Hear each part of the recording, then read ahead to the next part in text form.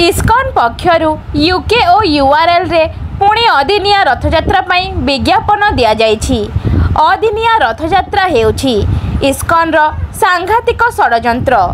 जदि श्रीकृष्ण जन्माष्टमी पाई गोटे दिन ताहेले महाप्रभु श्री जगन्नाथ रथयात्रा पाई भिन्न भिन्न दिन काहीकि एभली किछि प्रश्न इस्कॉन को आगामी दिन में उत्तर देबाकू पड़िबो। महाप्रभु को श्रद्धा और भक्ति देवा बदल रे बारंबार अपमान करबाकू पछाउ नाही इस्कॉन। पुणी श्री जगन्नाथ संस्कृति और परंपरा भांगिबाकू अपचेष्टा करुछि। श्री प्रफुल्ल रथक अध्यक्षतार अनुष्ठित अदिनिया रथयात्रार प्रतिवाद सभारे इस्कॉन पक्षरु यूके और यूआरएल सहर में महाप्रभुंक अदिनिया रथयात्रा कराजिबा निष्पत्ति ग्रहण योग्य नुहे। श्री जगन्नाथ प्रेमी और गवेषक श्री पीतवास राउत राय मध्य एहाकु सबु स्तर रे यथा ओडिशा सरकार और भारत सरकार को अवगत करी जगन्नाथ संस्कृतिर रक्षा निमंते चेष्टा करबाकू प्रस्ताव देइथिले। श्री दिलीप पट्टनायक अंतर्जातीय जगन्नाथ प्रतिष्ठान प्रमुख मध्य एहाकु दृढ़ भावे विरोध करबाकू ओडिशावासी को आह्वान देइथिले। श्री प्रफुल्ल रथ मध्य सारा ओडिशारू जगन्नाथ प्रेमी माने एहा विरोध रे स्वर उत्तोलन करबाकू आह्वान करथिले ओ ओडिशार प्रत्येक जगार महाप्रभुंक संस्कृति रक्षा निमंते जो जगन्नाथ प्रेमी माने कार्य करुछंती सेमानंकु श्री जगन्नाथ संस्कृति रक्षक भावे स्वीकृति प्रदान कराजिबो। पूर्वरु अदिनिया रथयात्रा करबाकू बारंबार निष्पत्ति को जगन्नाथ प्रेमी भक्त और मुक्ति मंडप पुरी और वरिष्ठ सेवायत माने घोर विरोध करथिले।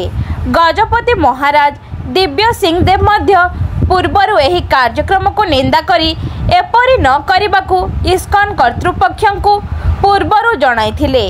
भगवान दास, डॉक्टर नारायण महापात्र और सुरेश मिश्र अदिनिया रथयात्रा ग्रहणीय नुहे बोली कहिथिले।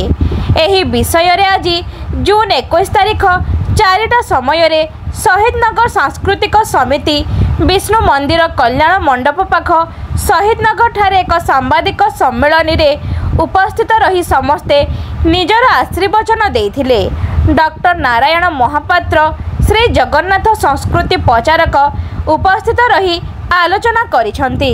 जो समस्या देखा देइछि इस्कॉन वाला से माने हिंदू नुहंती। जदि भी से भारतीय लोक को भी इस्कॉन मतवादी कर अर्थात से माने हिंदू धर्म को परित्याग करते।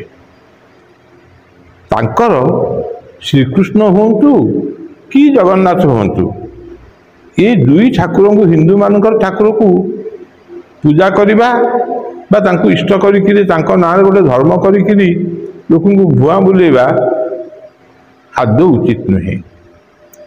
तेणु आमर जहाँ भी होना कहीं हिंदू धर्म लोक जिते स्खलित हेले मध्य तार अर्थ नुहे जे हिंदू धर्मर मर्मटा स्खलित हो जाइए।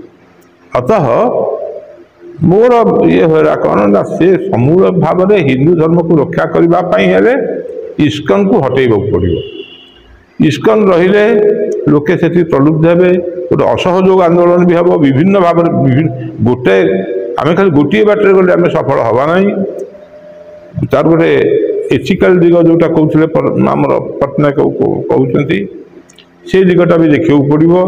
एथिक्स दृष्टि वैष्णव धर्म से कहते आम हूँ गौड़ीय वैष्णव परंपरार अरे गौड़ीय वैष्णव परंपरा से तुम हिंदू नुह कारण चैतन्य को मंदिर भीतर प्रवेश कर दिया नाला अन्य आड़े जाऊनी मंदिर को कहीं जीवे ना मंदिर को आम परित्याग करने को हम एवं ये हूँ प्रथम कथा बहुत जगह से मैंने यह कहीकि नहीं दखल करके रखिले। ये गोटे प्रकार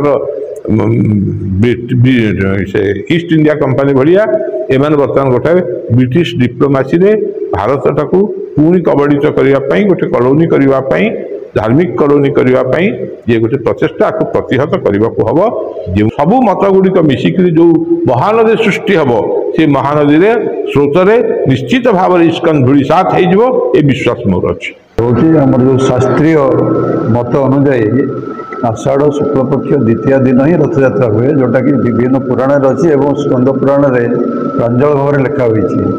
एपरिक 2020 सुप्रीम कोर्ट जो कहला रथयात्रा हो पारनि बोली से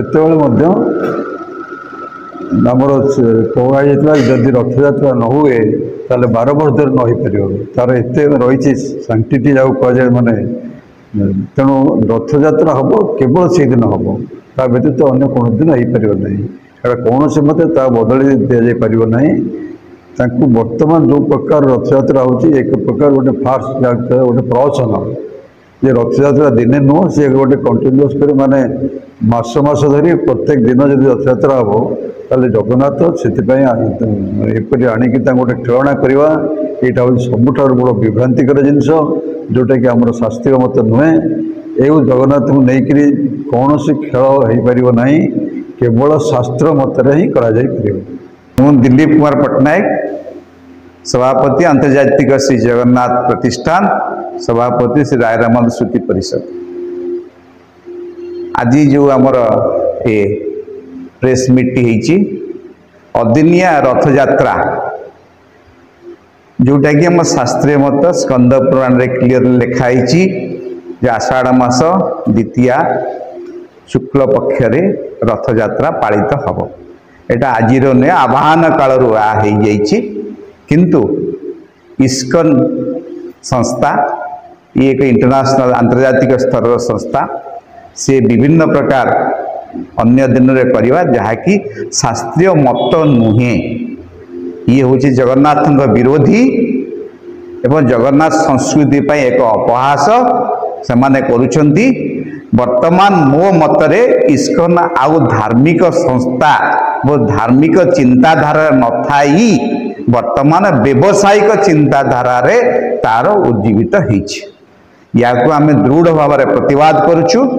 जदि ए संबंध में कौन उचित प्रतिकार न करा जाई पारे आमे भुवनेश्वर रे थिबा इस्कन मंदिर रे आमे निश्चित भाव में पिकेटिंग करिकी आर प्रतिवाद करिकी सरकार को जनइबू एवं सरकार तरफ तार आमे इंटरनेशनल क्षेत्र में प्रेसर करूँ या न करने।